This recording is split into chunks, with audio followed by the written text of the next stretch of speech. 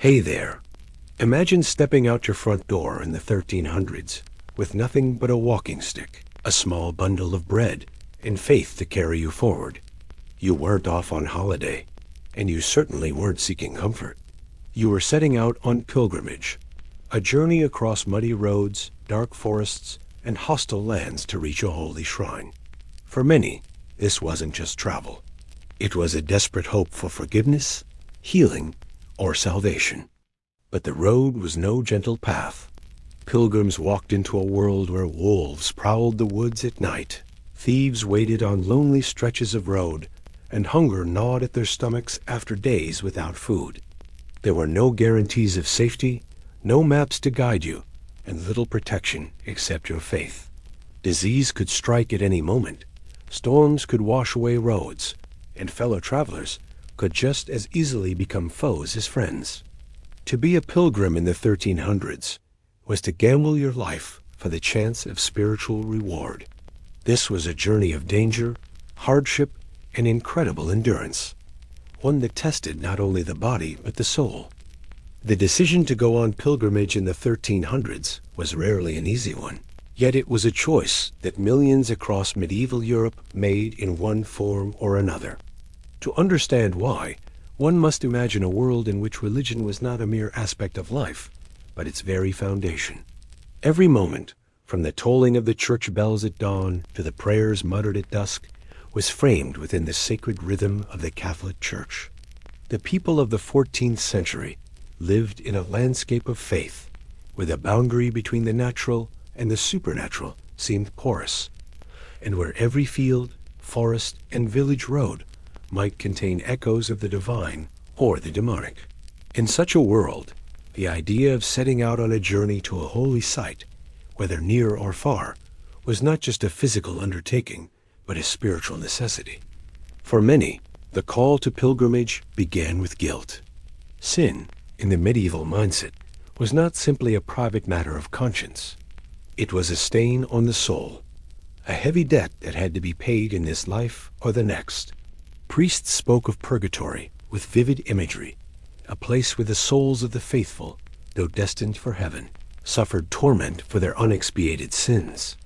The fear of fire, of endless waiting, of separation from God, haunted the imaginations of men and women alike. And so the pilgrimage became a kind of medicine for the soul.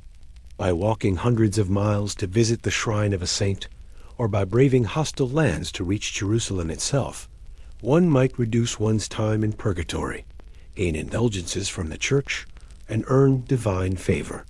For peasants who labored from dawn to dusk and feared death with little to comfort them, such promises were compelling beyond words. But sin was not the only motivator. Illness, mysterious, terrifying, and often untreatable, drove many to leave their homes in desperate hope. The Black Death had cut through Europe less than a century earlier, killing millions, and in its wake remained the constant shadow of disease.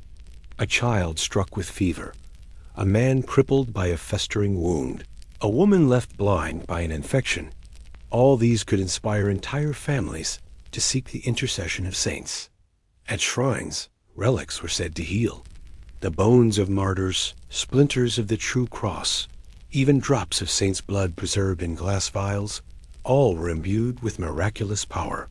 To kneel at such relics, to touch them, to drink the water of the sacred spring, was believed to cure ailments that no village doctor or herbalist could hope to mend. The pilgrimage thus became, for many, a last resort when every earthly remedy had failed. Others were compelled not by fear or desperation, but by devotion itself. Faith in the medieval era was rarely lukewarm. The church's festivals, rituals, and sacraments structured not just the calendar, but the imagination. A pilgrim might walk not to escape punishment or sickness, but simply out of love for God or reverence for a saint who had become a personal patron. To visit the shrine of St. James at Compostela, or the relics of St. Thomas Becket in Canterbury, or the holy sites of Rome, was to step into the very drama of salvation history. These were not mere monuments, but living presences, places where heaven and earth were believed to meet. The pilgrim who bowed before them did so not as a tourist, but as one approaching the divine. And yet, for all this spiritual earnestness, the call to pilgrimage also carried more human and worldly incentives. For some, it was an adventure, an opportunity to see lands far beyond the narrow bounds of their village. In a time when most peasants never traveled more than a few miles from their birthplace, the chance to walk across kingdoms, to see bustling cities, towering cathedrals, and distant seas was nothing short of extraordinary. Pilgrimage offered stories, songs, and friendships forged on the road. To return home with a pilgrim badge pinned to one's cloak was to carry a mark of honor, proof of courage, faith, and endurance. When the call came, it was rarely answered lightly. To leave for pilgrimage meant leaving behind one's livelihood, one's family, and one's safety. Fields left untilled might lie fallow, debts might accumulate, wives and children might struggle to survive without a breadwinner. And the dangers of the road were real. Bandits haunted the forests, wolves prowled the countryside, rivers and mountains posed treacherous obstacles. Hunger and exhaustion could kill as easily as the knife of a thief. Yet still they went, driven by a faith that outweighed the risks. At the heart of it all was the sense that life itself was a pilgrimage. The Church taught that men and women were travelers through this world, moving ever onward toward their true homeland in heaven. To embark on a physical pilgrimage, to walk with blistered feet and an aching back toward a shrine, was to enact in flesh the journey of the soul. Each hardship endured became a sacrifice. Each mile walked an offering. Each prayer muttered on the roadside, a step closer to salvation. For the people of the 1300s, this was not metaphor, but reality. To refuse the call to pilgrimage when it came was to risk one's eternal soul. To answer it was to step into a tradition stretching back centuries, linking oneself to apostles, martyrs, and saints. It was to join the great river of humanity that year after year flowed toward holy places, carrying with it the hopes, fears, and faith of a continent. Yet the call to pilgrimage was not simply whispered in the silence of one's conscience. It was shouted from pulpits, proclaimed by bishops, and woven into the stories told around hearths. The Church actively encouraged the faithful to undertake journeys, promising indulgences, blessings, and heavenly rewards. Monks and priests described miraculous cures, visions, and conversions that took place at shrines. Tales of pilgrims who had set out as sinners and returned as saints were recited as both cautionary and inspirational. The cult of saints, already powerful, drew the imagination ever outward. To Santiago in Spain, where St. James was believed to guard Christendom against the Moors. To Rome, where Peter and Paul were buried. To the Holy Land, where Christ himself had walked. The stories of these destinations were enough to stir even the most reluctant heart. Families often made the decision together, weighing risks and responsibilities. A father might go alone, hoping to earn blessings for his entire household, or a mother might carry a sick child, clinging to hope of a miracle. Sometimes whole villages would contribute to send a representative, believing that the prayers offered at a shrine would benefit everyone. Even those who never set foot on the road felt connected to the idea of pilgrimage, as though one man's journey might ripple out blessings upon the community. Economics played its role as well. Pilgrimage required money for food, for lodging, for offerings at the shrine. Yet even the poorest might scrape together what they could, relying on charity along the way. Inns, hospices, and monasteries lined the major routes, providing rest to the weary. And there was a bustling trade in pilgrim badges, tokens bought at holy sites to prove one's presence there. These small metal emblems, often worn proudly on hats or cloaks, became symbols of devotion and status, tangible proof that the call to pilgrimage had been answered. In the 1300s, Europe was marked by upheaval. Wars between kingdoms, famines, plagues, and social unrest. Against such a backdrop, pilgrimage offered a kind of escape, to leave behind the grinding poverty of daily toil, to set out with a staff and cloak, to join fellow travelers singing hymns on the road. This was liberation of a sort, a chance to place one's life in the hands of God and trust that He would guide the way. It was also an act of defiance against despair, a declaration that faith could overcome hunger, fear, and death. And so the call to pilgrimage echoed across fields and towns, across noble courts and humble huts. It was answered by men and women of every age, from children carried on their mothers' hips to gray-haired elders leaning on staffs. Some walked in silence, their lips moving in prayer. Others sang as they marched, their voices blending into a chorus of hope. Each step, however painful, carried them closer to a holy destination, and closer, they believed, to heaven itself. What made the call so powerful was that it touched every part of life: sin and salvation, sickness and healing, duty and adventure, fear and hope. It was never just one reason, but many, woven together into a force strong enough to pull people away from everything they knew. The 1300s were an age of suffering, but also of belief, and pilgrimage embodied both: the wounds of the world and the hope of the world to come. To answer the call was to embrace that paradox, to step onto the dusty road with nothing but faith and the will to keep moving forward. The decision to set out on pilgrimage was only the beginning of the story. For a peasant farmer, a merchant, or even a knight, the question that immediately followed the vow was a practical one: what to take and what to leave behind. Packing for the road in the 1300s was no trivial task. There was no leather suitcase with brass buckles, no sturdy backpack with hidden compartments, and no caravans of convenience stores scattered along the highway. The pilgrim's life was pared down to its simplest form, boiled to essentials that could be carried by human muscle over hundreds of miles, through wilderness and village, rainstorm and sun. Every object mattered, and every omission could mean discomfort, hunger, or even death. Most began with the staff. It was not a fashionable walking stick or a decorative cane, but a tall, stout piece of wood cut from ash or oak, sometimes as tall as the man or woman who leaned upon it. This staff was more than support.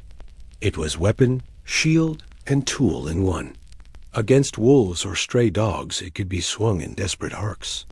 Against a rushing stream, it could serve as a probe to test depth or stability. Even in moments of weariness, it became the third leg of the pilgrim, an anchor when knees trembled from the day's march. Monastic chroniclers often described the staff as a spiritual companion as well, likening it to the rod of Moses guiding through the wilderness. To a pilgrim setting off, the staff was the first and most trusted item to pack, though in truth, it was never packed at all, for it was gripped tightly from the moment they stepped beyond their village gate. Next came the satchel or scrip, made of rough leather, patched canvas, or sometimes even coarse wool. It was slung across the shoulder and rested at the hip, its size deliberately modest. The medieval church frowned upon those who carried heavy loads or too many possessions. Pilgrimage was meant to strip away excess, not encourage hoarding. A pilgrim burdened like a pack mule risked both ridicule and physical ruin, for long days under weight would blister the shoulders and bend the spine. Thus the satchel contained only what was vital: a chunk of bread hardened for travel, perhaps wrapped in cloth to keep it from gathering grime, a wedge of cheese, if one could afford it, or dried peas and beans that could be boiled in a communal pot when stopping at a hostel. For the wealthier pilgrim, dried meat or salted fish might join the ration, but for most, the food carried was plain, filling, and cheap. Hunger was expected, and satchels never brimmed with comfort. Alongside food came the token of faith. This was the symbol that marked a traveler, not as a vagrant or beggar, but as one journeying under God's eye. Some carried small wooden crosses, strung with cord and worn around the neck, or tucked within the satchel. Others pinned to their cloak a badge declaring their holy destination, a scallop shell for Santiago de Compostela, a palm frond for Rome, or a set of crossed keys for the shrine of St. Peter.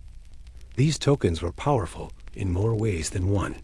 They identified the pilgrim to strangers, and so might inspire charity.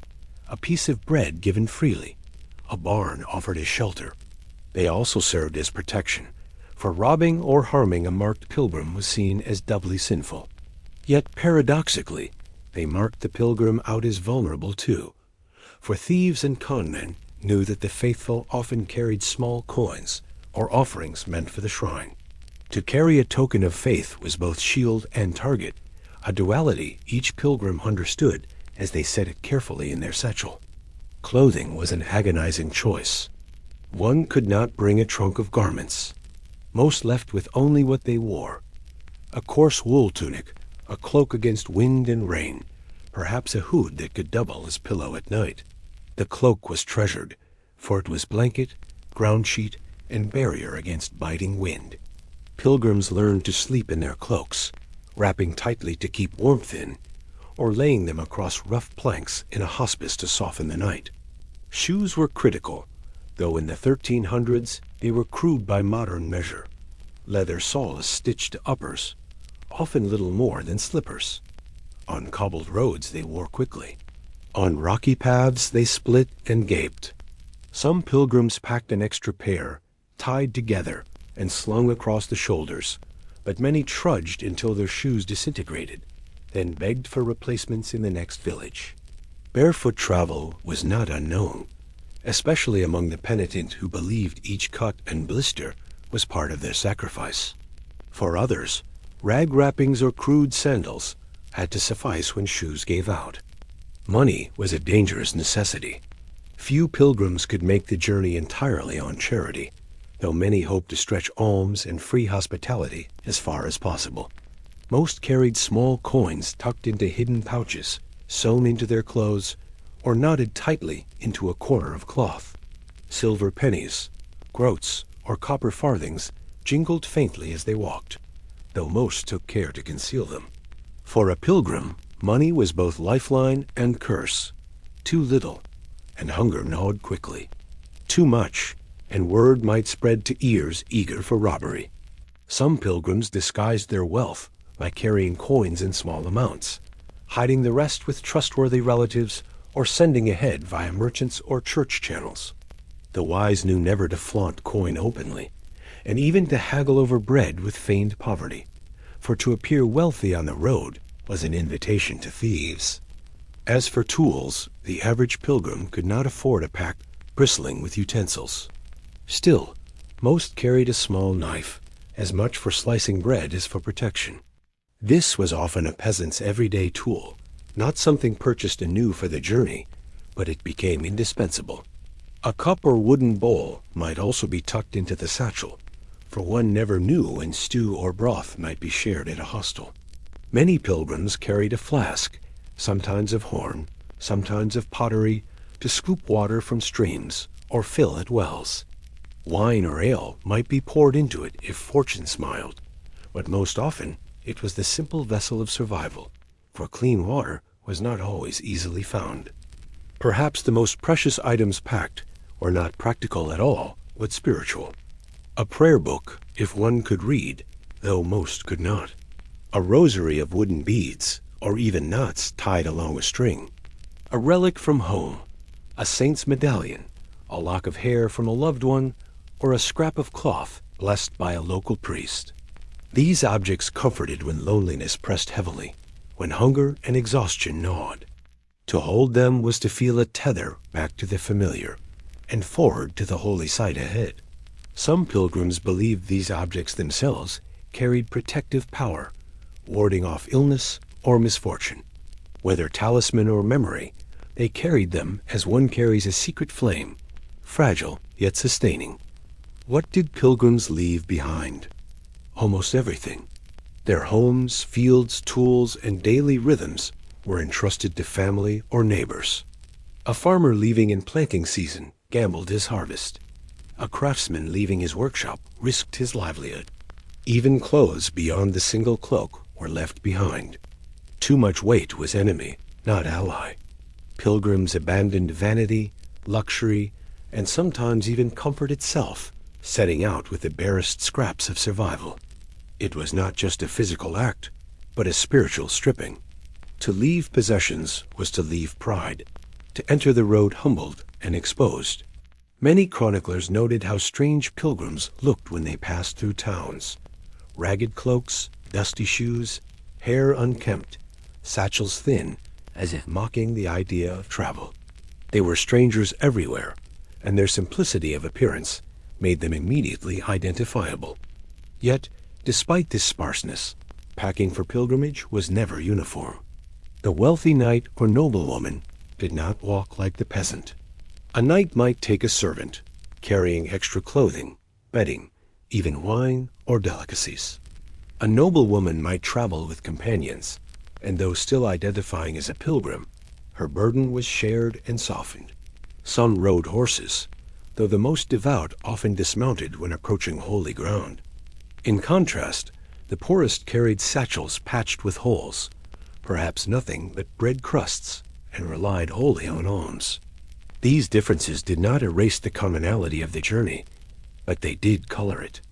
Pilgrimage was equal in spirit, but unequal in experience.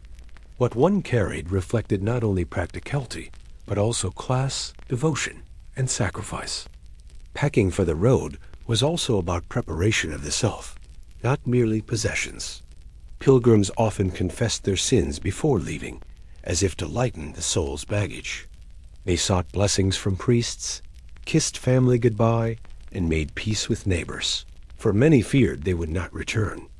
Death on the road was no distant possibility. Wolves, disease, starvation, or brigands could all cut the journey short. To set out was to risk never seeing one's hearth again. Thus pilgrims also carried intangible weight. Prayers whispered into the night, promises made to saints, and the knowledge that every step forward was both physical and spiritual burden. When the final moment came and the pilgrim slung the satchel, gripped the staff, and adjusted the cloak, the act of leaving became profoundly real. Each item carried had been chosen and weighed. Each absence was deliberate, sometimes painful. The pilgrim stepped into the unknown, equipped with little but hope, faith, and the stubborn resilience of the human body. The road ahead was long, filled with dangers, but the pilgrim was ready in the only way one could ever be ready, by carrying less of the world and more of faith. For those who saw them depart, the sight was both pitiful and noble. Villagers watched the pilgrim, cloaked and burdened with so little, and whispered prayers for their safety. Some shook their heads, pitying the hardship. Others envied the courage. But every pilgrim who walked beyond the edge of their known world understood the same truth, that survival depended not on what was packed, but on how one endured with what little could be carried. The staff, the satchel, the token of faith, these were not merely objects, but symbols of the road itself, each item whispering that the path was not meant to be easy, but that it could still be endured. And so, in the gray light of dawn or the fading glow of evening, the pilgrims set forth. Behind them, the familiar life of hearth and plow. Before them, the uncertain road.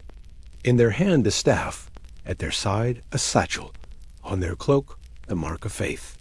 Packed light, yet heavy with meaning, they disappeared into the horizon, joining centuries of souls who knew that sometimes the smallest possessions carried the greatest weight. The road was long, and hunger was its most faithful companion.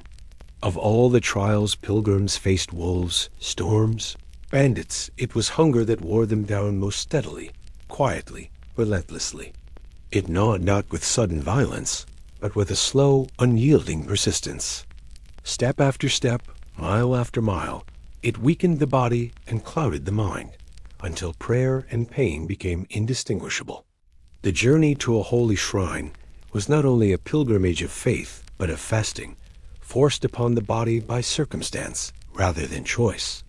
Bread, the very symbol of life and sustenance, became more precious than gold, and a crust was sometimes the difference between hope and despair. Food was scarce, because the roads were barren. Villages, when they appeared, might offer something if the people were charitable enough, but often they themselves lived on the edge of famine. The medieval world was not abundant, not overflowing with harvests. Crops failed with frightening regularity, rain either drowning fields or refusing to fall at all. For pilgrims passing through, there was no guarantee of a meal waiting in the next town. Begging was their recourse, and monasteries their hope.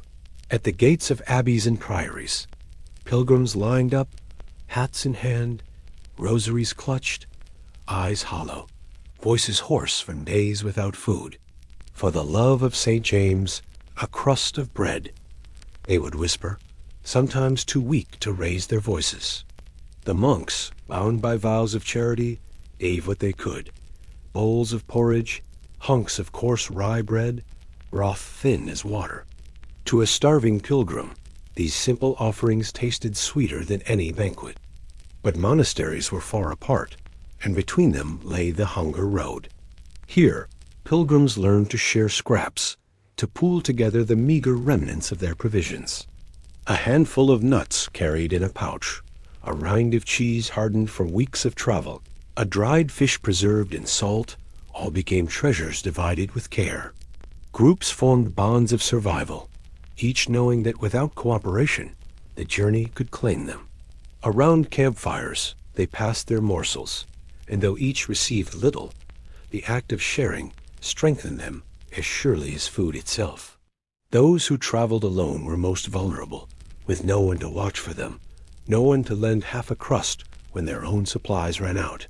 Many solitary pilgrims were found collapsed by the roadside, lips cracked, stomachs empty, clutching their staffs with the last of their strength. The hunger was not only physical, but spiritual. Medieval pilgrims saw deprivation as a trial sent by God, a purgation of worldly desire. To walk with an empty belly was to walk in imitation of Christ in the desert. Hunger became prayer, pain became offering. Yet even the most devout could not ignore the body's demands forever. Stomachs growled in the silence of the night. Men dreamed of feasts. Women imagined loaves warm from ovens. Children whimpered for milk. These visions tormented them, reminding them of home, of comfort left behind. Many asked themselves in their weakest hours why they had chosen this path. Was the salvation promised at journey's end worth the starvation endured along the way? In some places, desperation gave birth to darker acts. Stories were whispered of pilgrims stealing from one another, snatching food in the night, abandoning companions to conserve their provisions. The bonds of fellowship cracked under the strain of famine, exposing the raw instinct to survive. Chroniclers recorded grim tales of men eating roots that poisoned them, of women drinking stagnant water that sickened them beyond recovery. There were even darker rumors of groups pushed to cannibalism when winter and wilderness left no other option. Whether these stories were true or not, their telling spread fear, a reminder that hunger stripped away the thin veil of civility and revealed what desperation could make of the human soul. Yet amid this suffering, there was also extraordinary kindness. Villagers along pilgrimage routes sometimes prepared in advance for the arrival of the hungry faithful, baking extra loaves, leaving bowls of stew simmering on hearths, seeing in the travelers not beggars, but holy wanderers carrying the dust of the sacred road. Children brought apples from orchards, elders gave pitchers of milk, farmers shared whatever grain could be spared. These moments of generosity became legendary, retold by pilgrims as evidence that God still watched over them through the hands of strangers. A single act of charity could keep a traveler alive long enough to reach the next sanctuary. Meals, when they came, were humble but deeply communal.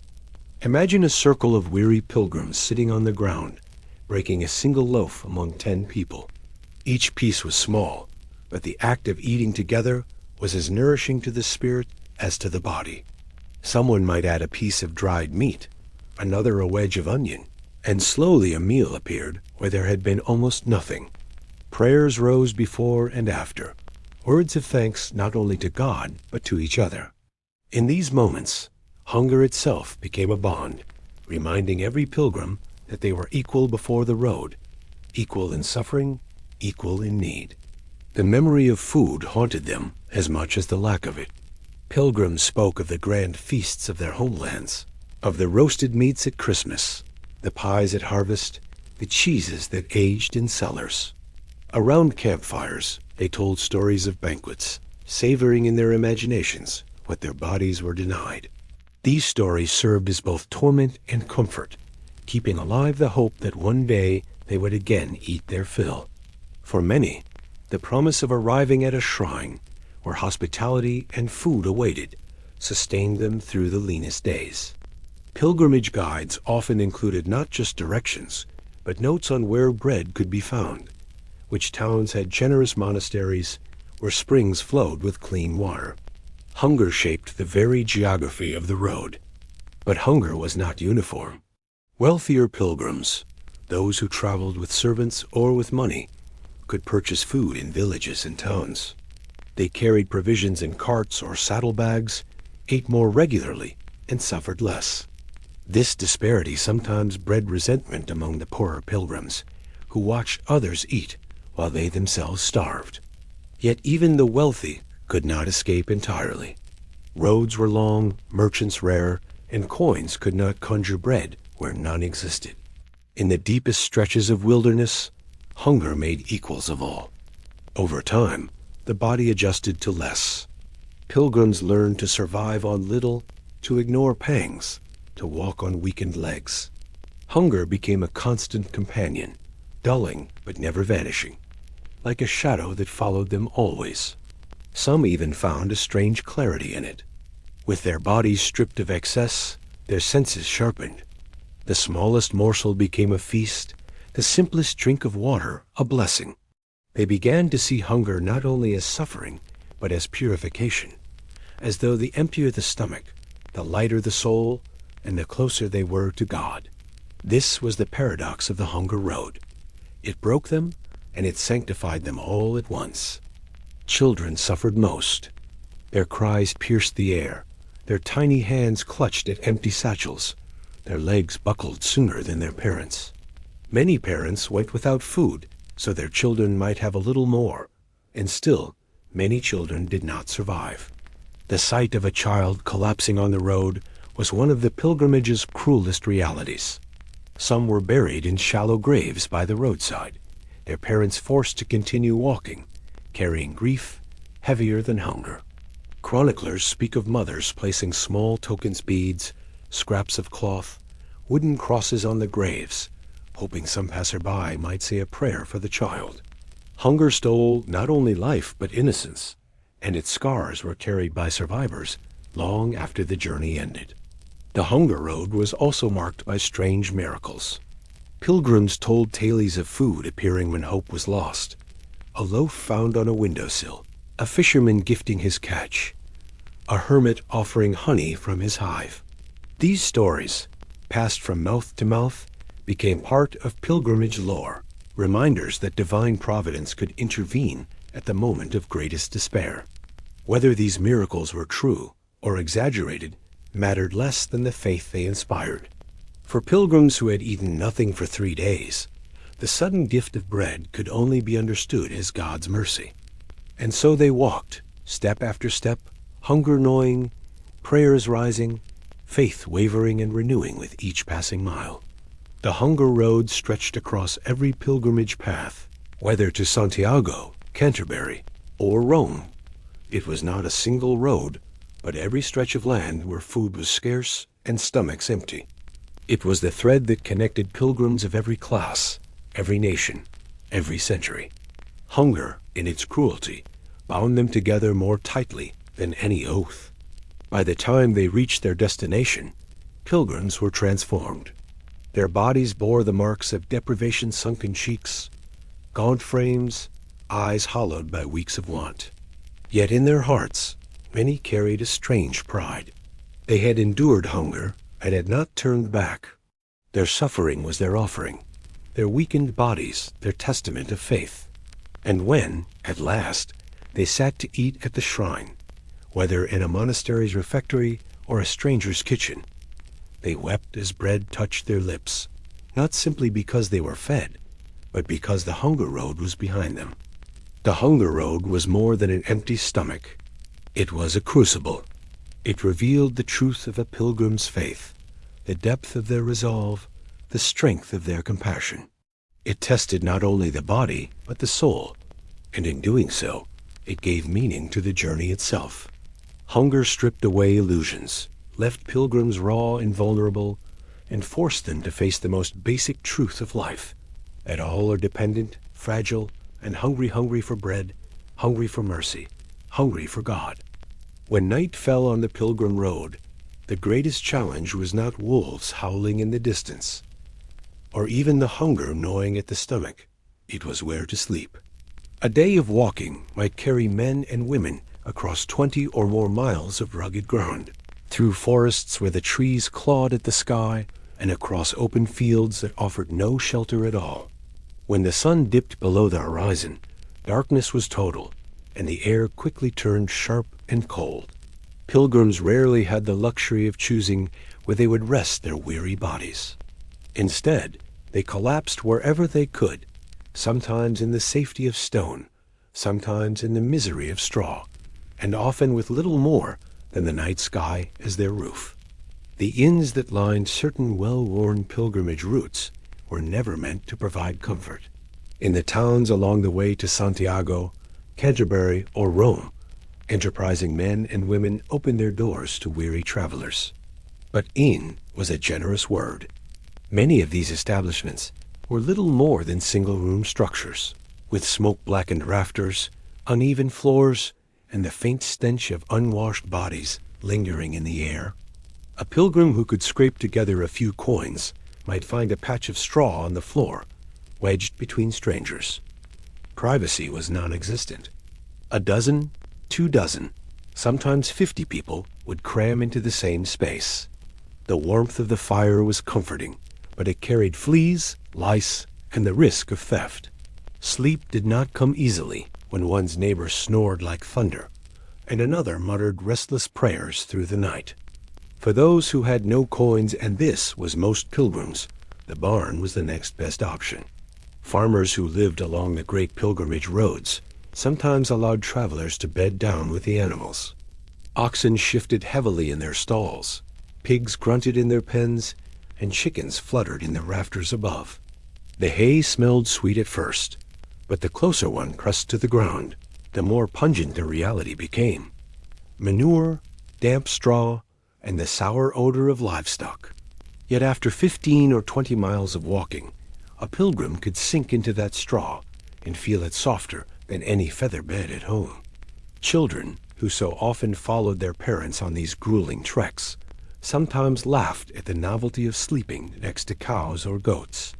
But when rats scurried over their legs, or when fleas bit at their ankles, the laughter quickly gave way to tears. The least fortunate of all the penniless wanderers, with no friends, no coins, and no luck, resorted to ditches. Along the roadsides, depressions in the earth, sometimes cut by old streams, offered a kind of hollow shelter. Here pilgrims would lie, cloaked in the ragged garments they carried, huddled against each other for warmth. The earth beneath them sucked heat from their bones, while dew or rain fell from above. They risked more than cold. A ditch was an invitation to vermin, to prowling dogs, and to bandits who knew well that the poorest of pilgrims were the easiest to rob. What could be stolen from them? Perhaps a wooden bowl, perhaps a walking stick, perhaps only the pilgrim's boots. Yet to lose boots meant to lose the road, and so even the poorest were prey. Monasteries offered another kind of shelter. In the Christian imagination of the 1300s, a monastery was a beacon, a safe harbor, where food and a bed might be granted to those who walked for God. And it was true that many abbeys and priories opened their gates to pilgrims, especially those who could show a token of faith, a badge, a cross, or a parchment proving their sacred intent. Yet hospitality was not unconditional. The monks offered little more than a wooden bench or the cold stone floor of a cloister. Pilgrims slept beneath arches, wrapped in their cloaks, listening to the night chants echo from the chapel. It was a kind of shelter, both comforting and severe, for though the body rested on unyielding stone, the spirit rested in the presence of holiness. Some pilgrims cherished these nights, believing themselves closer to God. Others simply groaned and longed for straw. But perhaps the most unnerving aspect of all these shelters, whether inn, barn, ditch, or monastery, was the lack of safety. Sleep was never guaranteed. A pilgrim lying down was a pilgrim exposed. Thieves prowled the roads at night, knowing well that travelers were most vulnerable when exhaustion overcame them. Knives might be pressed against throats, purses cut away, bundles stolen from beside weary heads. A family might awaken to find themselves stripped of food and clothing before dawn. Worse still, women faced dangers whispered about, but rarely spoken aloud. In the cramped darkness of an inn, or the exposed isolation of a ditch, vulnerability became its own kind of torment. Every creak of a floorboard, every brush of straw in the dark might set nerves on edge. And yet, despite the filth, the insects, the stench, and the danger, there was a strange fellowship in these nights. Imagine a barn filled with pilgrims, men from distant villages, women carrying infants, old men leaning on staffs worn smooth by years of walking. The day's hardships forged a kind of bond, and so they shared stories as they lay in the straw. A man from England might describe the relics of Canterbury. Another, from France, would speak of Compostela. Laughter rose even in the dimmest of shelters, and sometimes songs were sung to stave off the cold and the fear. In the midst of suffering, companionship was itself a shelter, and many pilgrims later remembered the nights of sharing more vividly than the days of hunger. Still, disease spread easily in these crowded, filthy conditions. Lice thrived in the straw of inns, carrying with them the fevers that could fell a traveler in days. Rats ran over sleeping bodies, carrying fleas that bit and drew blood, leaving infections in their wake. The Black Death itself, only decades earlier, had ravaged Europe in part through these very conditions, through travelers sleeping together, pressed body against body, without hygiene or space. To sleep in an inn or a barn was to risk sickness as much as to risk theft. But the alternative, sleeping in the open, exposed to cold and beasts, was no less dangerous. The phrase shelter of stone and straw captures the duality of pilgrim life. The stone was cold, hard, and unforgiving, but it represented walls, protection, and faith. The straw was softer, almost welcoming, but it came with crawling pests and the stink of decay.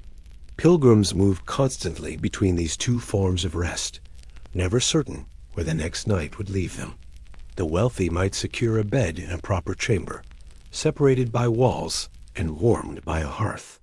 But for the countless poor who formed the majority of the great pilgrim masses, each night was an improvisation, a gamble between endurance and collapse. Children especially bore the brunt of these hardships. Their bodies, still fragile and growing, suffered under the cold earth and the verminous straw. Mothers cradled them through the night, trying to keep them warm with their own bodies, whispering prayers over their fevered foreheads. A child's cry echoed differently in a barn than in a church cloister, but everywhere it reminded the adults of their vulnerability, their helplessness. And yet families pressed onward, night after night, believing that the destination, Jerusalem, Rome, Canterbury, Compostela, was worth every discomfort along the way. Perhaps what defined the pilgrim road most was not the grandeur of cathedrals at its end, nor the relics kissed upon arrival, but the countless anonymous nights in which men and women lay down among strangers, among animals, among vermin, and among fears.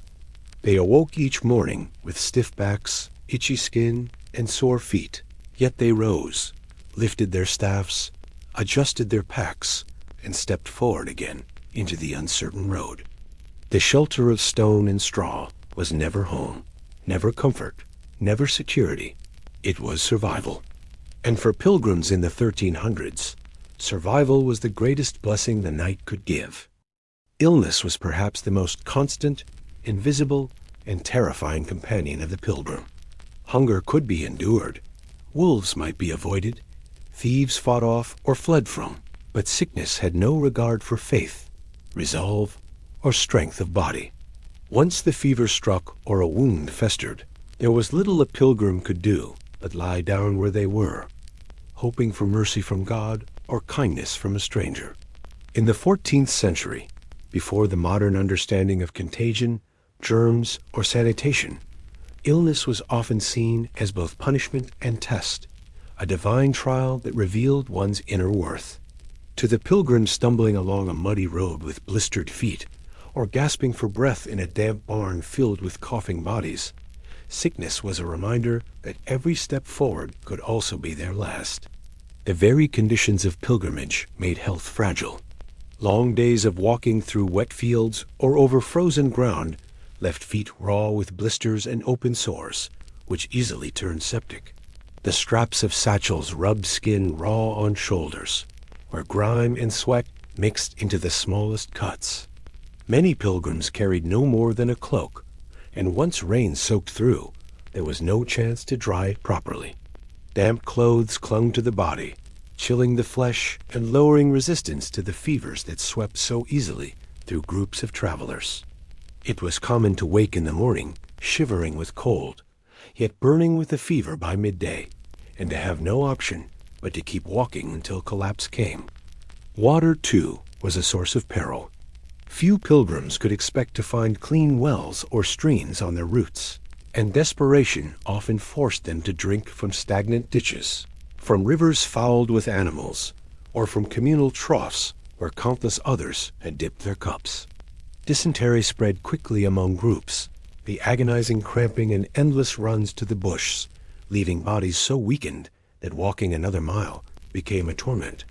What started as stomach pain could leave a pilgrim bedridden in a roadside ditch, too weak to continue, abandoned by companions who could not afford to delay. To many, it was a slow and humiliating death. And yet, the greatest shadow hanging over the pilgrim of the 1300s was plague. The Black Death had swept across Europe just decades before, annihilating entire towns, emptying villages, and killing tens of millions. By the 1330s and 1340s, the memory of that horror was burned into the collective mind, and outbreaks continued to flare with terrifying unpredictability. A pilgrim arriving at a town might find its gates barred, its streets deserted, or its inns shuttered, the locals terrified of any stranger who might carry pestilence in their breath. To cough on the road was to invite suspicion, and to show the black swellings of buboes was to become a pariah, left to die alone in the wilderness. Pilgrims carried not only their prayers, but also the constant fear that the next crowded inn, the next cramped chapel, the next stranger they brushed against might be the one who gave them a death sentence. For many, illness began with something as simple as their feet.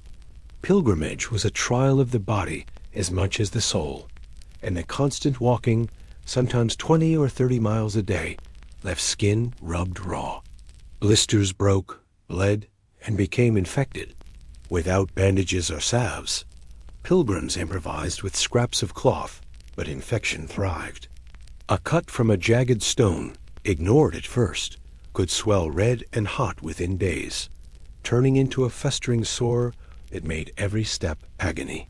Some continued on crutches, or were half carried by companions, but many simply dropped behind, sitting by the roadside with their staff in their lap, watching others disappear over the horizon, knowing they would never catch up.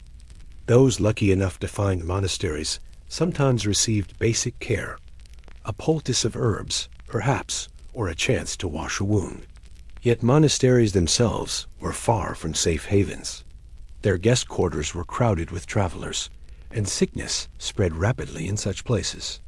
A fever caught in one cloistered hall could leave dozens coughing by the week's end. Priests might see it as divine will, offering prayers rather than remedies, and those who survived did so by chance more than treatment. Lice, fleas, and bedbugs compounded the misery. Almost every pilgrim carried them, for there was no escaping such pests when sleeping on straw mats or in barns shared with animals. These creatures did more than irritate. They were carriers of disease. The bite of a flea could bring plague. The louse could bring typhus. Pilgrims scratched themselves raw, creating open wounds that invited infection. Children especially suffered, their thin skin and fragile health unable to withstand the constant itching and fevers that followed. To see a child collapse with sickness on the road was to feel the deepest cruelty of pilgrimage, the supposed journey of salvation turning into a march of suffering. When one pilgrim fell ill, the group faced difficult choices. Some companions, bound by friendship or kinship, chose to remain with the sick, tending them as best they could. Others, driven by fear or necessity, pressed on, leaving the weak behind. Abandonment was not always cruelty, but survival. To linger too long with an ill pilgrim meant sharing their fate. Many solitary pilgrims died unseen, their bodies discovered days later by those who followed, already decomposing in the summer heat or frozen stiff by winter's bite. Death on the road was common, and burial often hasty, a shallow grave dug by fellow travelers, or simply the covering of a cloak over the corpse before moving on. Illness also exposed the fragile limits of faith. For some, suffering deepened their devotion. Each fever and wound endured for the sake of God. For others, sickness shattered belief. Why would God demand such agony from those who sought only to honor him? The roads to Santiago, Canterbury, or Rome were not only littered with bones, but with doubt, whispered prayers of despair, and bitter cries from those who felt betrayed by the very heavens they sought. Yet despite the horrors, there was resilience. Pilgrims shared remedies passed down through villages. Garlic crushed into wounds, vinegar sipped to cool a fever, herbs chewed for strength. Some carried talismans or relics, believed to ward off sickness, kissing them when fear of plague struck. In inns, travelers shared scraps of food with the sick, and sometimes strangers took in dying pilgrims, giving them water and last rites. Small acts of mercy softened the cruelty of illness, though they could not erase its shadow. The pilgrimage was thus always a gamble with health. To set out on the road was to accept the likelihood of suffering, perhaps even death. Every fever was a warning, every cough a reminder, every ache a test. Pilgrims walked with death beside them, just as much as with God before them. Their bodies weakened, their steps slowed, their prayers grew more urgent. The miracle was not in reaching the shrine, but in surviving the road itself. And for every pilgrim who finally knelt before a holy relic, placing their hand on stone worn smooth by centuries of devotion, there were countless others who had fallen sick and perished far from home, their prayers unfinished, their journey ended by the cruel hand of illness. On the pilgrim roads of the 1300s, the journey was as much about people as it was about distance or devotion. To walk hundreds of miles alone was almost unheard of, not only because of the dangers that lurked on the path, but also because of the human need for companionship, counsel, and shared purpose. Fellow pilgrims could offer warmth, shared meals, and the solace of a familiar voice in a world where the land was often hostile and the night frighteningly silent. Yet this company was never guaranteed to be entirely comforting or virtuous. Rivalries could flare, petty arguments could delay progress, and in the worst cases, betrayal could strip a traveler of everything they carried, both material goods and faith in human goodness. Travelers formed groups for protection first. A band of 10, 20, or even 50 could defend themselves better against thieves, wild animals, or the unknown threats of the road. Men and women from the same village often traveled together, forming clusters where familiarity provided comfort. But the pilgrims' paths inevitably merged with those of strangers, some of whom were older, some younger, some seasoned, some inexperienced. These strangers brought knowledge of certain routes, tips about inns, warnings about thieves, or knowledge of which rivers were shallow enough to cross safely. Yet alongside advice came the unpredictable weight of human nature, the risk of dishonesty, theft, envy, or manipulation. One of the most common sources of tension was resources. Food was scarce, and the sharing of bread or water could become a point of contention. Pilgrims carried only what they could bear, and one person's generosity was another's burden. A loaf of bread, a flask of wine, or a small pouch of coins might seem insignificant to a seasoned traveler. Yet to a starving pilgrim, it represented survival. Arguments over rationing were frequent. Sometimes these disputes ended in minor skirmishes, other times in outright theft by one pilgrim from another. The road was long, patience wore thin, and hunger sharpened tempers. Trust was a delicate commodity. Pilgrims might share a sleeping space in a barn or inn, but the risk of theft lingered. Bags were tied to beams or hung from hooks, yet even this precaution could not guarantee safety. Accounts from chroniclers describe pilgrims waking to find coins, relics, or treasured badges missing, often with no clear suspect. Sometimes the thief was a stranger in the group, blending in with others during the night, slipping away before detection. Other times, the betrayal was more intimate. A companion traveling together for weeks, sharing meals and prayers, turning opportunist at the worst possible moment. The road encouraged vigilance even among friends. Competition was another constant. Pilgrims often raced one another to cover more ground, reach the next inn, or arrive first at shrines where blessings or relics were limited. This rivalry could spark resentment. Those who lagged behind risked being mocked, abandoned, or blamed for slowing the group. Young men, especially, might boast of their speed and endurance, belittling others who moved more slowly. Women, traveling in groups or with family, sometimes bore the brunt of impatience or condescension. The dynamics of companionship were complex, a delicate balance of mutual support and self-interest. At the same time, bonds formed that could be lifelong. Pilgrims shared stories around fires, sang prayers together, and helped each other through sickness, blisters, and exhaustion. Children traveling with parents learned to navigate human relationships as carefully as the terrain itself, observing which companions were trustworthy and which might be cruel. In moments of crisis, a storm, an illness, or an attack, the strength of these bonds became apparent. Pilgrims would carry the weak, defend the vulnerable, or share the last morsels of bread, understanding that their survival depended not only on faith, but on solidarity. Yet betrayal was never far away. Chroniclers recorded instances where pilgrims reported companions to local authorities to gain favor or access to scarce resources.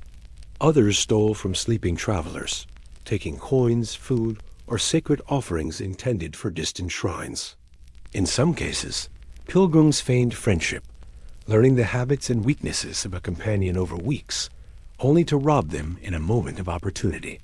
Such acts were devastating, not only because of the loss of possessions, but because trust, once broken, could never fully be restored.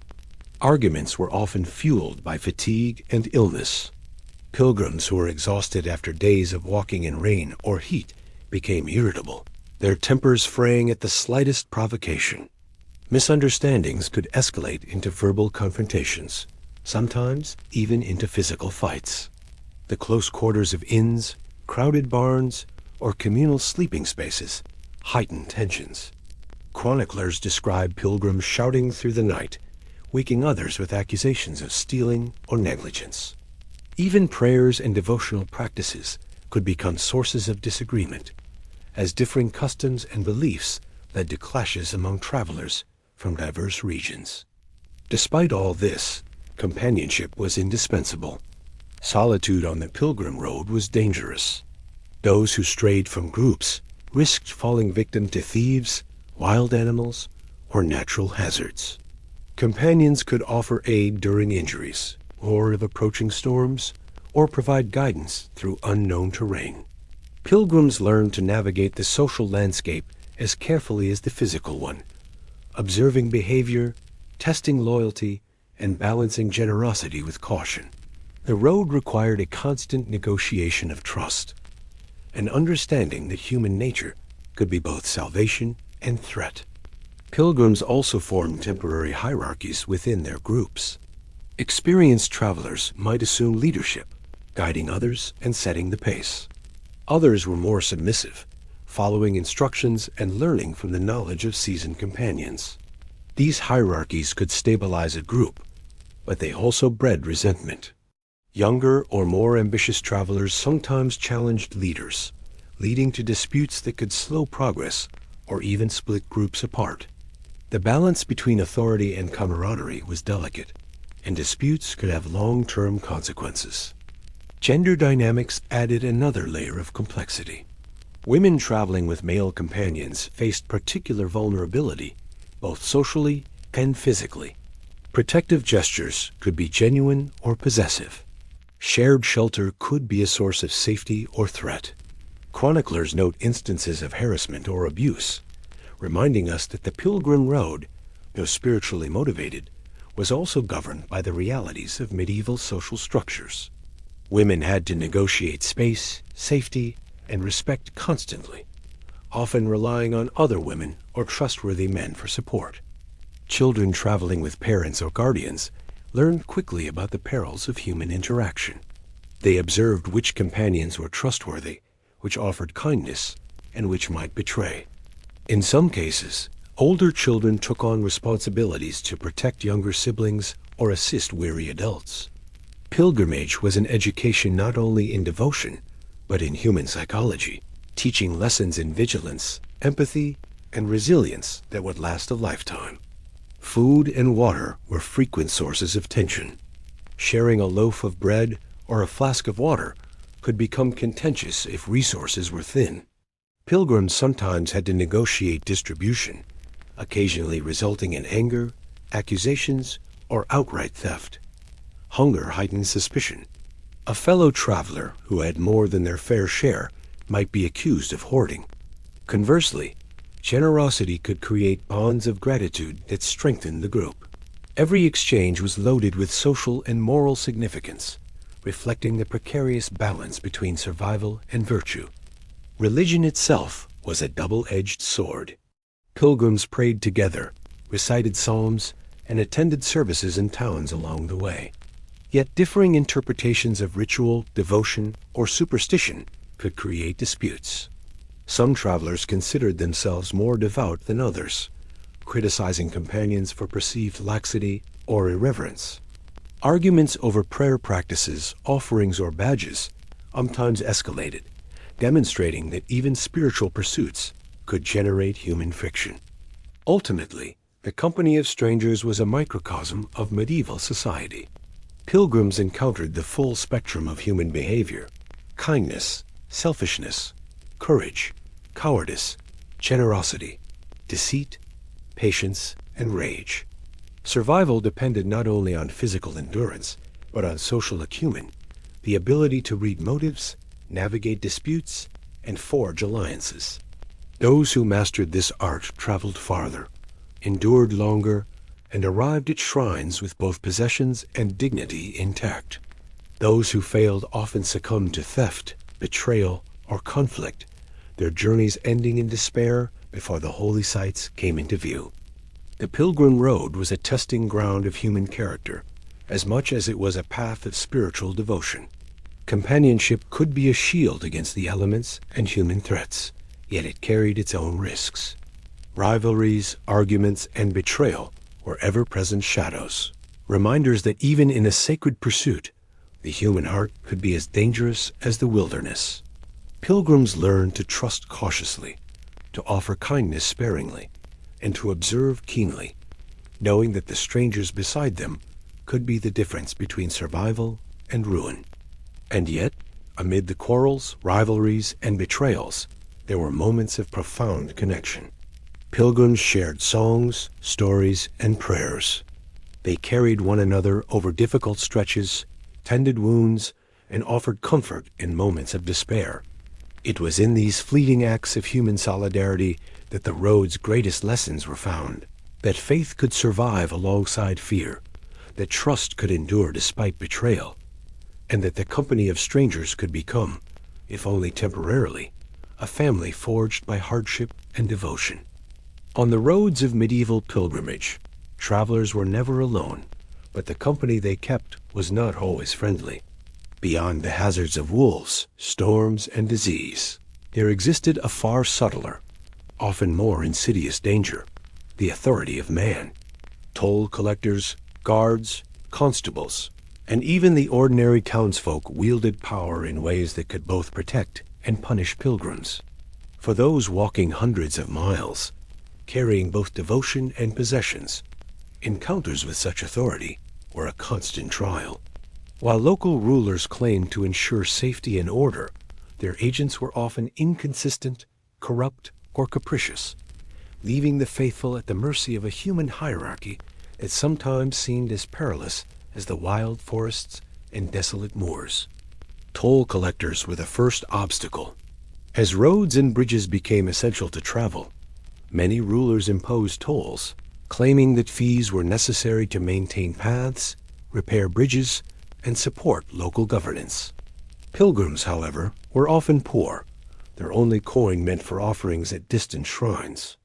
A toll collector could demand a coin, a piece of bread, or a token of devotion, and refusal often resulted in harassment, confiscation, or physical intimidation. Tales abound of pilgrims who, unable to pay, were forced to leave valuable possessions behind, sometimes entire packs of food, travel clothes, or sacred badges meant as offerings. In these moments, the journey became a test not only of faith and endurance, but of diplomacy and cunning. For pilgrims had to balance honesty with survival, generosity with necessity, and devotion with the practicalities of negotiating with those who held power over their path. Guards posed an equally complicated challenge. Local constables or watchmen were tasked with maintaining law and order along the roads and at town gates. Yet they were human, and humans were often fallible or corrupt. Some guards demanded bribes for passage, even when no law had been broken, while others withheld permission to enter towns or crosses over bridges, unless pilgrims performed tasks or gave offerings. Physical intimidation was not uncommon. Travelers might be struck, threatened, or forced to spend the night in rough-holding areas. Pilgrims had to navigate these encounters carefully, choosing words and gestures that demonstrated respect while avoiding provoking aggression. The tension between obedience and self-preservation defined each interaction, and the consequences of a misstep could be swift and brutal. Suspicious townsfolk were another layer of challenge. Villages along popular routes often saw pilgrims as potential troublemakers, carriers of disease, or thieves. Locals sometimes reported travelers to guards for minor infractions or perceived slights, creating a climate of suspicion. Pilgrims seeking food, water, or shelter were sometimes treated with hostility, their motives questioned, their manners scrutinized. A kind gesture from a villager could be withheld due to fear or prejudice, while a careless word could provoke an entire community into mistrust. Stories from chroniclers describe pilgrims being forced to sleep outdoors rather than accept shelter, or being driven off the road with stones and insults, despite their devotion and good intentions. These social dynamics required pilgrims to remain vigilant, respectful, and patient, understanding that human judgment could be as unpredictable as the storms or the wolves that haunted the road. Beyond tolls and suspicion, more formal encounters with authority could turn perilous very quickly. Local lords sometimes demanded service or tribute from travelers passing through their lands, claiming that every journeyer was under their protection and thus under their control. Pilgrims could be conscripted for short-term labor, compelled to pay fees far beyond their means, or detained for questioning over intentions, possessions, or even religious affiliation. The very act of carrying a relic, a letter of indulgence, or a token of devotion could provoke scrutiny. A pilgrimage, which was meant to be a journey of piety, often became a negotiation with human power, forcing travelers to weigh obedience against survival, humility against self-interest, and honesty against the cunning needed to protect what little they possessed. Corruption was pervasive. Bribes were an accepted part of travel, and pilgrims learned quickly that paying a few coins could avoid a long night in a guardhouse or prevent unnecessary confiscation of belongings. Yet even this was no guarantee. Greedy officials sometimes took payment and still hindered passage, while others demanded repeated sums along a single route. Chroniclers recount tales of pilgrims who spent a significant portion of their offerings just to move forward, leaving little for the shrines that motivated the journey. Faith and material necessity were in constant tension. The traveler who sought spiritual reward often faced the cruel irony of sacrificing offerings to survive the journey itself. Mistreatment by authorities could also inspire ingenuity. Pilgrims learned to present themselves as harmless, devout, or lowly in order to avoid unnecessary scrutiny. Some memorized prayers, blessings, or rituals that would demonstrate piety, hoping to impress toll collectors or guards enough to gain leniency. Others relied on letters from church officials, noble patrons, or local monasteries, seeking official sanction to pass unmolested. These strategies required not only faith, but intelligence, observation, and social skill. Pilgrims quickly understood that spiritual devotion alone did not guarantee safety. Human interactions were as crucial to survival as any staff, cloak, or supply of bread. Encounters with authority also revealed deep inequalities. Wealthier travelers could bribe freely or hire escorts to ensure passage, while poorer pilgrims were at the mercy of every toll collector or suspicious guard. Even in groups, the less wealthy could be left behind, forced to pay higher proportions of their scant resources to keep moving. Chroniclers describe moments when entire groups split under the pressure of authority, wealth, or suspicion, leaving some pilgrims isolated in towns or along dangerous roads. These moments of division reinforced the harsh realities of medieval social hierarchy, even in spaces meant to foster equality before God. Despite all this, encounters with authority could sometimes yield unexpected kindness. Pilgrims who demonstrated genuine devotion, humility, or courage occasionally received aid. A bridge toll waived, a night's shelter offered, or advice on safe passage. These rare moments, however, were exceptions. Celebrated and remembered in chronicles and letters, stories passed to others traveling the same route. They offered hope that even amid the caprice and corruption of human power, virtue could be rewarded, though the cost of reaching such favor often demanded endurance, patience, and careful judgment. Encounters were not always external. Within groups of pilgrims themselves, internal hierarchies sometimes mimicked authority, creating additional tension. Stronger, more experienced travelers often assumed leadership roles, guiding pace, rationing food, and negotiating with officials on behalf of the group. These internal authorities were respected or resented, and their decisions could determine the success or failure of a pilgrimage. When leaders negotiated with toll collectors or guards, the outcomes affected all members, sometimes exacerbating conflict within the group. Trust, obedience, and dissent had to be carefully balanced, revealing the social complexities of communal travel under external oversight. Authority also carried psychological weight. Pilgrims often internalized fear of toll collectors, guards, and suspicious townsfolk, making decisions in advance to avoid confrontation. The anticipation of inspection, questioning, or bribery created constant mental strain, compounding fatigue, hunger, and exposure. Anxiety became a companion, shaping behavior and interactions, influencing where travelers rested, how they spoke, and how they carried themselves.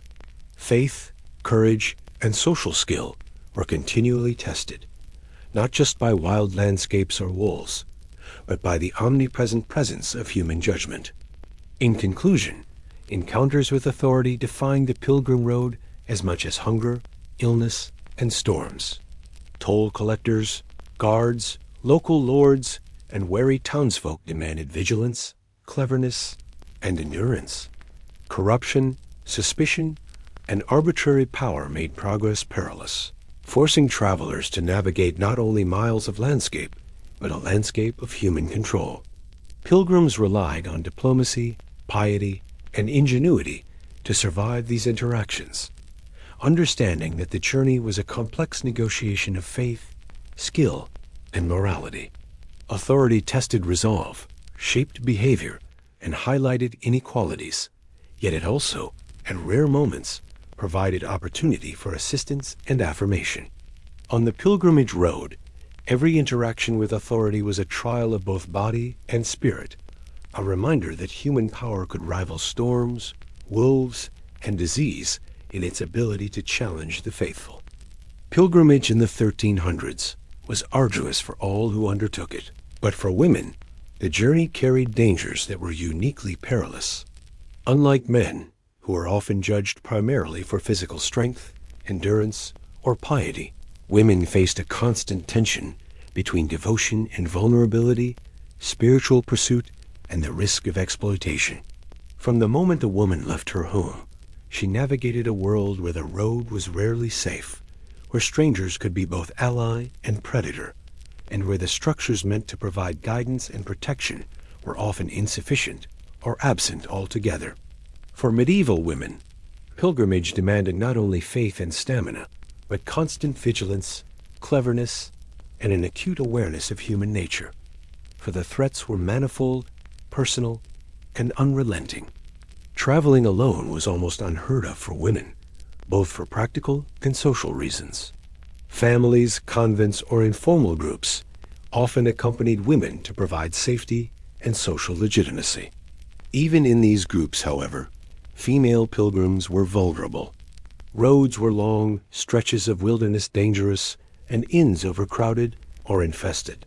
Women had to navigate interactions with male travelers, monks, and local officials, all of whom could range from helpful to predatory. Chroniclers of the time note that women were sometimes forced to negotiate their safety in ways that went beyond faith. A smile, a gesture of submission, a show of respect could avert harassment or abuse, yet no guarantee existed. The constant awareness of danger shaped their journey, making every step as much a mental and emotional trial as a physical one. Harassment was pervasive. Pilgrims passed through towns and villages where the line between kindness and threat was blurred. A man offering guidance might also attempt to steal a coin, touch a woman inappropriately, or lure her away from a safe path.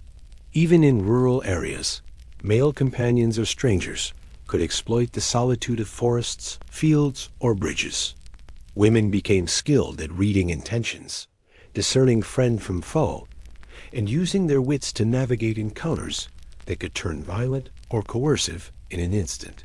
This skill was often learned through observation of other women, trial and error, or counsel from more experienced travelers. A woman's ability to protect herself and her companions was crucial, and those who failed risked physical harm, theft, or even death. Beyond immediate physical threats, exploitation could take subtler forms. Pilgrims carrying offerings, relics, or coins were targets not only of thieves, but also of men who might manipulate circumstances to gain access to what they possessed. Women were sometimes forced to hand over valuables to ensure personal safety or the safety of children or other vulnerable companions.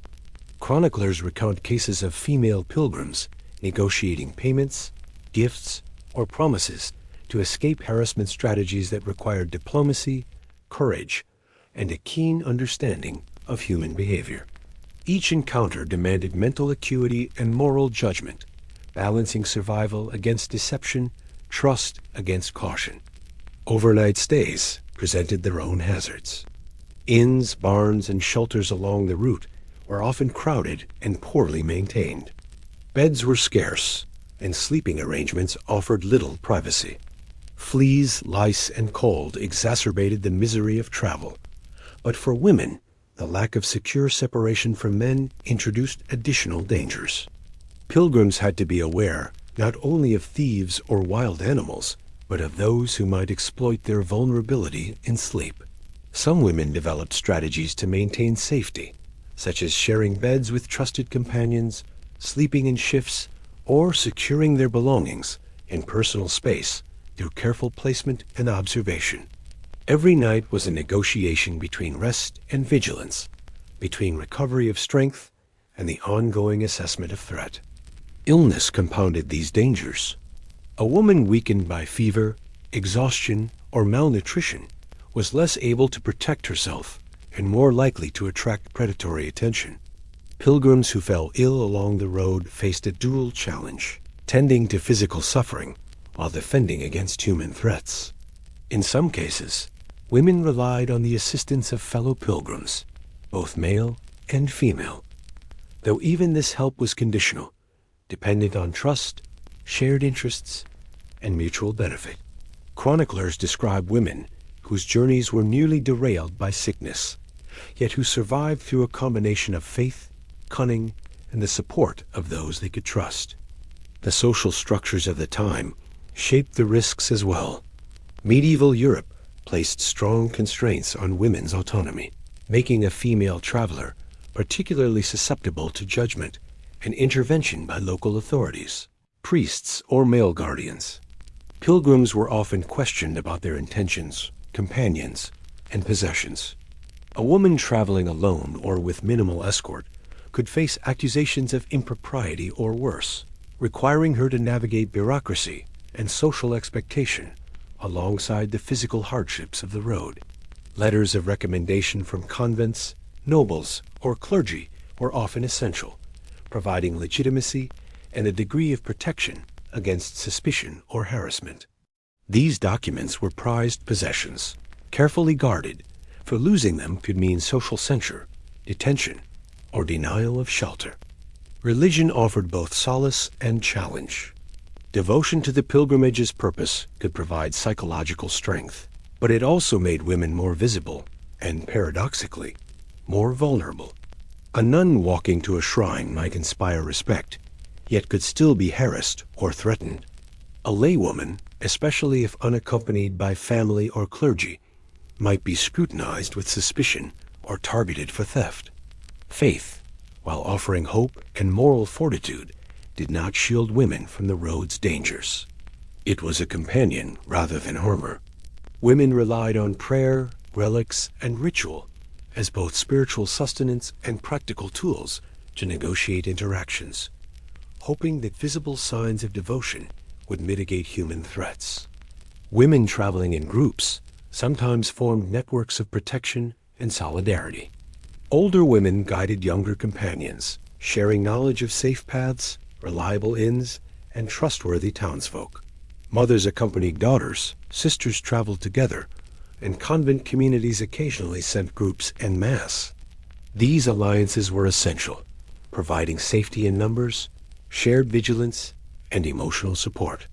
Yet even within these networks, disputes could arise over resources, pace, or leadership. Negotiating these internal dynamics was as crucial as defending against external threats, teaching women diplomacy, resilience, and adaptability in the face of constant uncertainty. The psychological toll of travel was immense. Constant vigilance, fear of harassment, and the need for strategic behavior created stress and exhaustion. Women had to remain alert while managing hunger, fatigue, and illness, often suppressing fear to maintain composure in front of companions or strangers.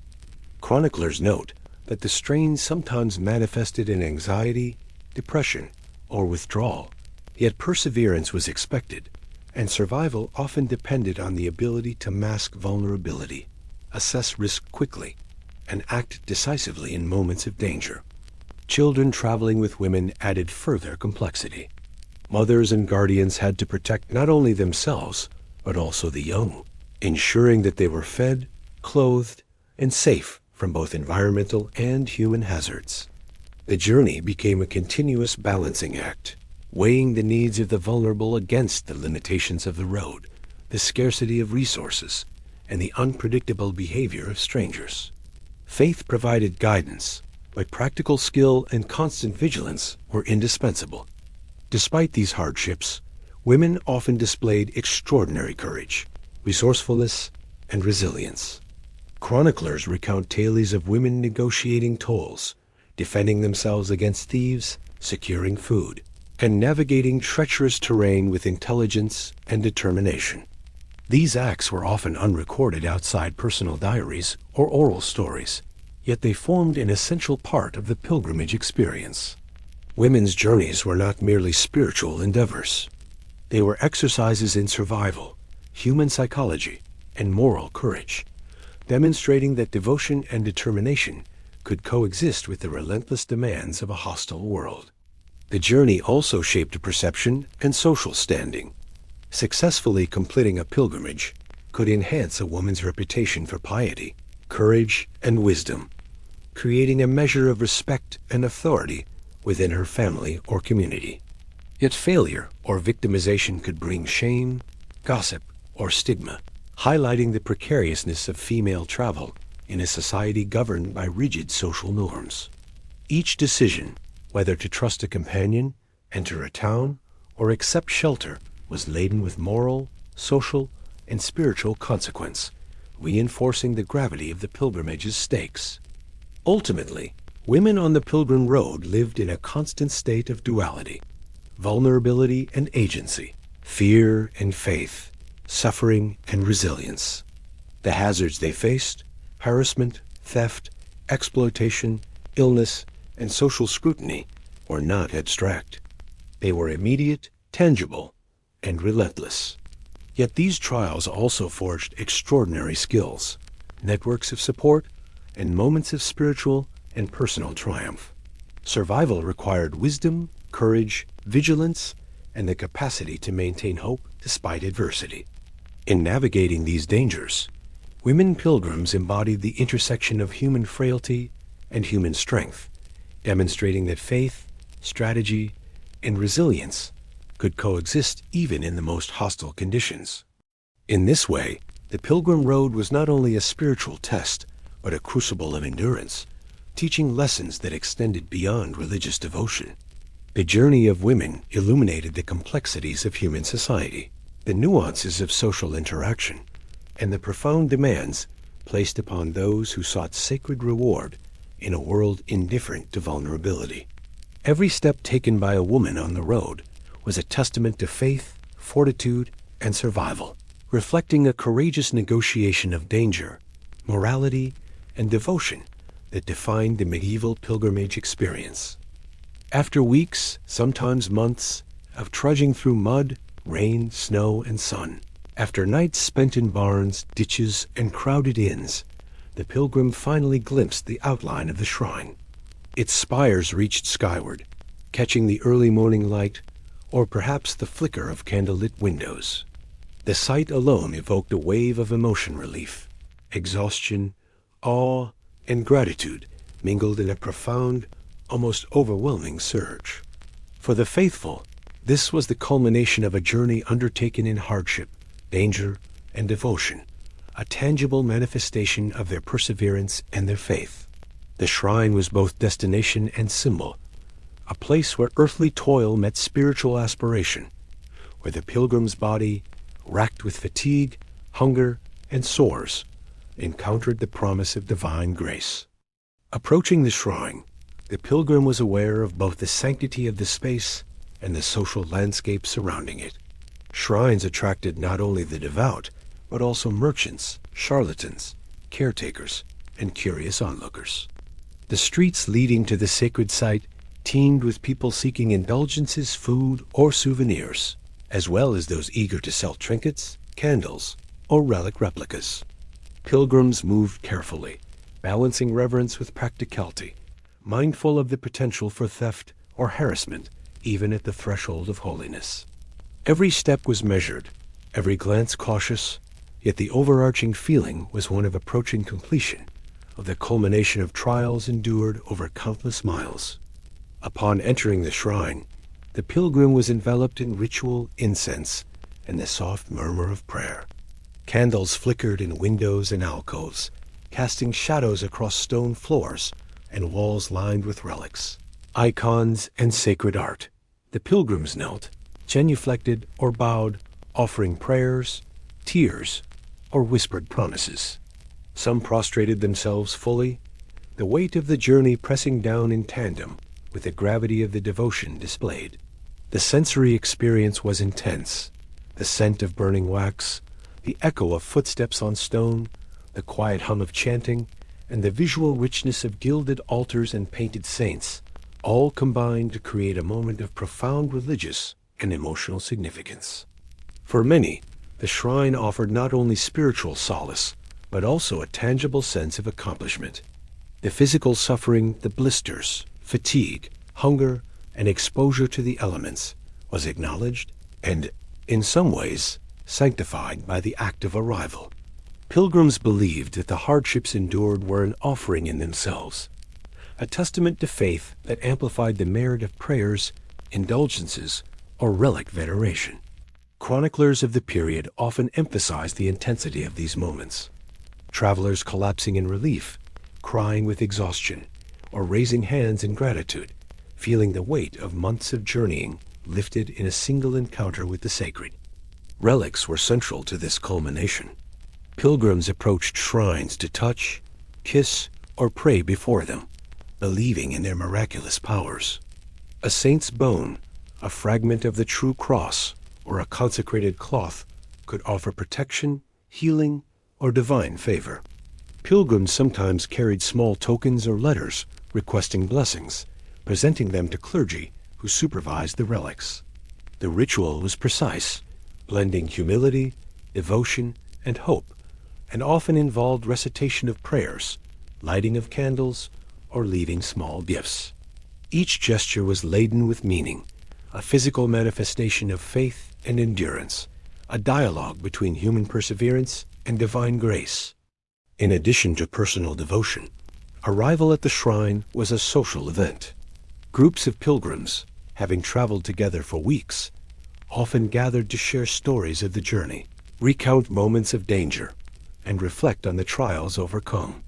Younger travelers listened to elders recount encounters with wolves, thieves, or storms, absorbing both the perils and the strategies of survival. These communal moments reinforced a sense of accomplishment, solidarity, and shared faith, transforming individual trials into a collective narrative of endurance and devotion. For women, the arrival could carry layered significance. Having navigated unique dangers, harassment, vulnerability in inns and shelters, and social scrutiny, the moment of reaching the shrine validated not only spiritual commitment, but also personal courage. Mothers, daughters, and unmarried women knelt alongside men, finding in the shared act of devotion both empowerment and protection, a temporary sanctuary from the social constraints and risks of the road. Women's experiences at the shrine were complex. Acts of piety, ritual participation, and careful negotiation with attendants and clergy underscored the intersection of faith, agency, and survival. Physical recovery was another dimension of arrival. Many shrines provided modest hospitality: bread, broth, water, and a place to rest. Pilgrims could bathe, tend to injuries, and sleep in safety, allowing their bodies to recover from blisters, sores, and fatigue accumulated over countless miles. These practical aspects of arrival were inseparable from the spiritual. Nourishment, warmth, and rest allowed pilgrims to participate fully in ritual, to approach relics with reverence rather than distraction by pain. Caretakers, monks, and nuns facilitated this restoration, ensuring that physical exhaustion did not prevent spiritual engagement. The arrival also offered a period of reflection. Pilgrims often documented their experiences in letters, diaries, or oral accounts, recounting the dangers faced, the kindnesses received, and the lessons learned. These narratives served as testimony to both human endurance and divine grace, providing guidance and inspiration for future travelers. Chroniclers frequently emphasized the transformative power of the journey. The hardships faced along the road heightened appreciation for the shrine, deepened spiritual understanding, and reinforced moral and ethical lessons gained through experience. Pilgrimage at its conclusion was not a simple endpoint, but a moment of synthesis. Faith, endurance, suffering, and social negotiation converged at the shrine, crystallizing the meaning of the journey. Pilgrims engaged in ritual acts of devotion, experienced communal reinforcement of shared values, benefited from physical restoration, and reflected on the trials overcome. The shrine became a mirror of the road itself, both a culmination of hardship and a space of sanctuary, offering insight into the interplay between human frailty, perseverance, and spiritual aspiration. Even after the immediate arrival, pilgrims often remained for days, participating in ceremonies, receiving guidance from clergy, or seeking additional blessings. Some prepared to continue onward, visiting other holy sites, while others returned home with relics, prayers, or letters of indulgence. The period at the shrine allowed for both closure and preparation, transforming the culmination of the journey into a foundation for continued spiritual life, integrating the lessons of endurance and devotion into daily existence. In sum, arrival at the shrine represented a profound convergence of the physical, emotional, and spiritual dimensions of pilgrimage. After enduring wild roads, hunger, disease, storms, and human threats, pilgrims finally encountered a space where devotion could be expressed fully, fatigue could be eased, and the meaning of the journey could be comprehended. The shrine embodied both the goal of the journey and the culmination of human perseverance, offering sanctuary, spiritual reward, social cohesion, and physical care. This moment validated the hardships faced and reinforced the transformative power of faith, demonstrating that the pilgrimage was as much about the trials endured as it was about the sacred destination. For the pilgrim, the journey did not end at the shrine. While arrival represented the culmination of weeks, months, or even years of hardship, the return trip carried its own unique challenges. The road home demanded renewed endurance, caution, and vigilance. For dangers that had threatened travelers' outward thieves, wild animals, storms, disease remained ever present, and fatigue from the outward journey left pilgrims physically and emotionally vulnerable. Yet the journey home was also profoundly different.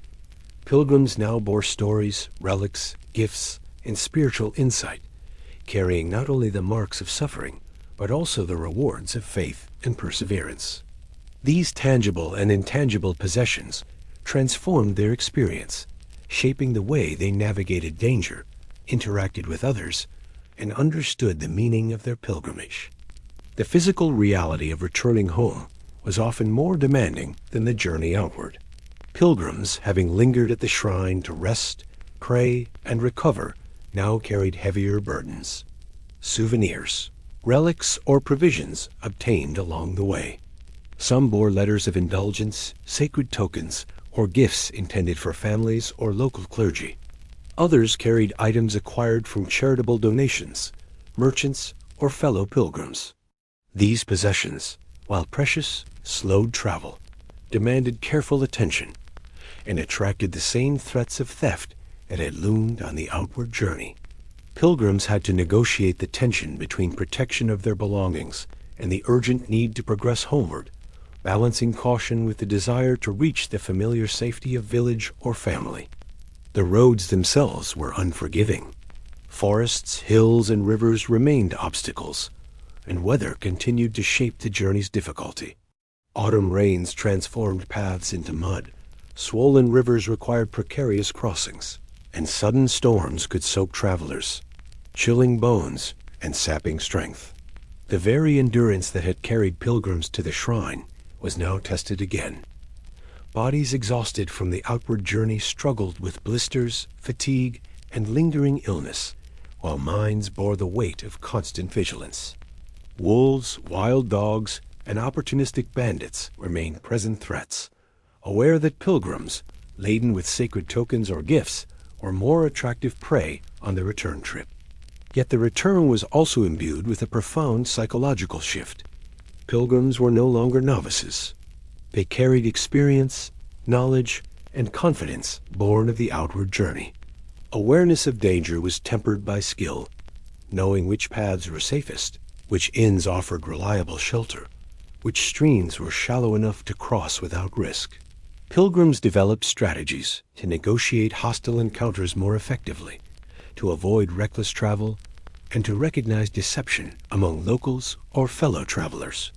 This combination of learned vigilance and spiritual fortitude allowed many to endure challenges that had seemed insurmountable at the outset of their pilgrimage. Stories and shared experience played a crucial role in this phase of travel. Pilgrims traveled in groups when possible, recounting tales of hardship, divine intervention, and human kindness. Older travelers advised younger ones on managing fatigue, avoiding theft, and handling the whims of nature.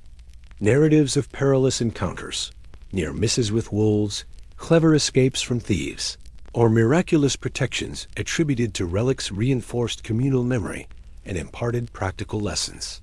These shared stories strengthened bonds among travelers, provided moral reinforcement, and reminded all that endurance, faith, and intelligence were essential companions along the road. The spiritual dimension of the journey home was significant as well. Having visited a sacred site, pilgrims carried a renewed sense of divine presence, moral responsibility, and spiritual accomplishment. This internal transformation influenced behavior. Acts of charity became more intentional, kindness toward strangers more considered, and the pilgrimage's lessons on patience, resilience, and humility were applied to daily interactions. Pilgrims often experienced a heightened sense of purpose, interpreting the trials endured and the relief achieved at the shrine as proof of divine guidance and support. Faith was no longer merely aspirational. It was validated by personal experience and tangible signs of endurance and survival. Women on the return journey faced the same gender-specific challenges as before, but their accumulated experience often proved decisive. Having navigated harassment, vulnerability in inns, and social scrutiny on the outward journey, they developed nuanced strategies for safety and negotiation. Mothers and daughters traveling together relied on lessons learned: where to rest safely, how to ward off unwanted attention, and how to manage scarce resources. Unmarried women or those traveling alone exercised extreme caution, using a combination of confidence, prudence, and the visible signs of piety to navigate social danger. In many cases, the outward journey's lessons translated into greater autonomy and practical wisdom, though the road remained inherently hazardous. Children accompanying pilgrims also bore the physical and psychological burdens of the journey home. They were often thinner, weaker, and more fatigued than at the start. Yet the pride of having reached the shrine and the anticipation of returning home provided motivation. Pilgrims carefully balanced the children's need for rest and nourishment with the imperative to progress at a reasonable pace, teaching resourcefulness, endurance, and faith along the way. Young travelers learned resilience and adaptability from observing elders, internalizing strategies for navigating danger and scarcity that would inform not only this journey, but potentially their entire adult lives. Illness remained a constant threat. Pilgrims weakened by malnutrition, exposure, or the stress of travel were vulnerable to fever, infection, or injury. Many carried home tokens of divine protection amulets, relics, or blessed water, not only as spiritual safeguards, but also as psychological reassurance. Monks or shrine caretakers had provided rudimentary medical care during the pilgrimage, but the journey home often demanded improvisation, treating blisters, bandaging wounds, and conserving strength for the days ahead. The interplay between physical necessity and spiritual faith shaped behavior, decisions, and morale, reflecting the inseparable nature of body and spirit on the pilgrim road. Encounters with locals continued to shape the return journey. Villages along the route could be welcoming or suspicious. Pilgrims bearing relics or coins risked theft or exploitation, yet hospitality remained possible, especially for those demonstrating piety and courtesy. Pilgrims used tact, negotiation, and the visible markers of religious devotion to navigate these interactions, relying on social skills honed during the outward journey. Successful management of these encounters was often a decisive factor in safety, well-being, and the preservation of sacred possessions. The physical landscape itself became both familiar and fraught with memory. Forests, rivers, hills, and bridges recalled prior hardships. The wolf that had trailed a traveler, the storm that had soaked a group to the bone, or the bandit who had been narrowly evaded. Yet this familiarity also allowed greater strategic planning. Pilgrims remembered safe paths, reliable water sources, and secure places to rest. Experience mitigated danger without eliminating it, allowing for more calculated decisions, more efficient travel, and greater preservation of strength. Memory of past trials became a vital tool for survival. Social and spiritual reflection was constant. Pilgrims often contemplated the lessons of the outward journey, the miraculous moments at the shrine, and the ways in which endurance and faith had been tested and validated. These reflections provided both comfort and moral guidance, shaping behavior and outlook. Encounters with other travelers, with charitable locals, or even with natural challenges reinforced the interconnectedness of human effort, divine providence, and communal support. The pilgrimage was simultaneously a personal, physical, and spiritual odyssey, with the return journey serving as the final phase of integration and understanding. Arrival home brought its own transformation. Families, neighbors, and communities received pilgrims who bore stories of hardship, survival, and spiritual insight. Tales of wolves, thieves, storms, and disease were shared alongside accounts of miracles, acts of kindness, and divine protection. Children returned with both fatigue and resilience, women with enhanced practical knowledge, and all travelers with new appreciation for faith, human cooperation, and the fragility of life. Sacred tokens, relics, and letters of indulgence carried tangible and symbolic significance, cementing the pilgrimage's impact on social and spiritual identity. The pilgrimage's legacy endured beyond the road. Those who returned were changed physically, emotionally, and spiritually. Scars and blisters told of endurance. Stories preserved memory. Tokens and relics symbolized faith. And the very act of surviving an arduous journey reinforced moral, spiritual, and personal fortitude. Communities recognized these transformations, incorporating returning pilgrims into local religious life, celebrating their achievement and learning from their experiences. The road had been dangerous, exhausting, and fraught with uncertainty, yet it had produced growth, wisdom, and a deepened sense of faith. Ultimately, the return journey was more than a passage from shrine to home. It was a continuation of the pilgrimage's lessons.